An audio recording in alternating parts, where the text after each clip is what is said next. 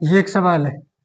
एक वर्गाकार खेत की भुजा 32 मीटर है, तो खेत का क्षेत्रफल ज्ञात करना है। ठीक है। एक खेत जो है वो उसकी डिजाइन कैसी है? वर्गाकार। वर्ग कैसा होता है? स्क्वायर। इंग्लिश में इसको बोलते हैं स्क्वायर, जो चारों तरफ से बराबर हो।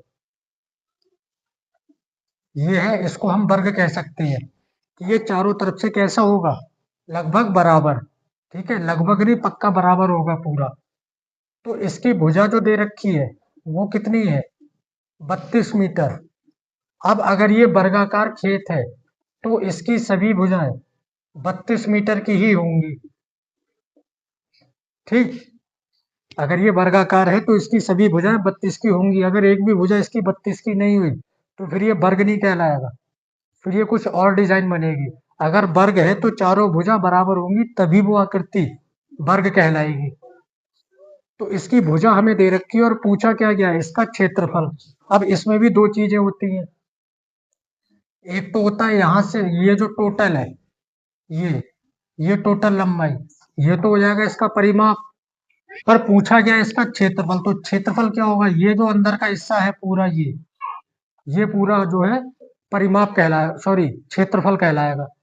तो यही जो अंदर कितना हिस्सा है इसमें, ये हमें निकालना है। ठीक है, जैसे ये बोर्ड है, ये बोर्ड अगर वर्ग है तो ये जो इतना हिस्सा आपको दिख रहा है, ये हिस्सा कितना है, ये निकालना है हमें। ठीक है, तो जो दे रखा है वो लिखो। क्या दिया है? वर्ग की भुजा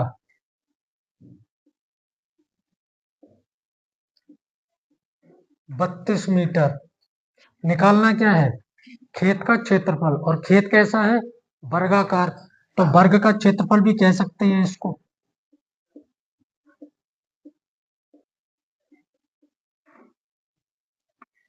इसका फॉर्मूला होता है भुजा स्क्वायर। भुजा स्क्वायर। अगर भुजा स्क्वायर ना लिखे तो भुजा गुणा भुजा भी लिख सकते हैं, क्योंकि किसी भी संख्या का स्क्वायर, इसका मतलब क्या है? इसकी दो बार गुणा। 4 गुणा 4, 4 के ऊपर जितनी घात होगी उतनी ही बार उसकी गुणा। तो इसे 4 गुणा 4 लिखो या 4 का स्क्वायर लिखो, बात तो वही है। वही कंडीशन यहाँ, इसे भुजा स्क्वायर लिखे या भुजा गुणा भुजा लिखे, उससे कोई फर्क नहीं है। भुजा कितनी है? 32, ऊपर इसके स्क्वायर। तो स्क्वायर है, दो बार गुणा। ठीक। 32 की 32 से गुणा कर दोगे,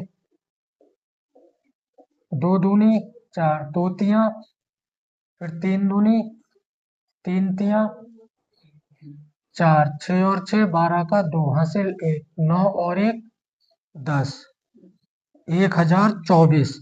इसके बाद इसकी यूनिट लिखनी है। यूनिट मतलब मात्रक। यूनिट क्या होती है? किसी भी चीज को हम जिस चीज में नापते या तौलते हैं तो वो इसकी यूनिट कहलाती है। जैसे वजन है, वजन किलोग्राम में तौल रहे हैं तो वजन की यूनिट क्या हो गई? किलोग्राम। अगर लंबाई है, लंबाई को हम किस में नाप रहे हैं? मीटर, सेंटीमीटर, किलोमीटर, किसी ना किसी में। तो वो सब इसकी यूनिट हो गई।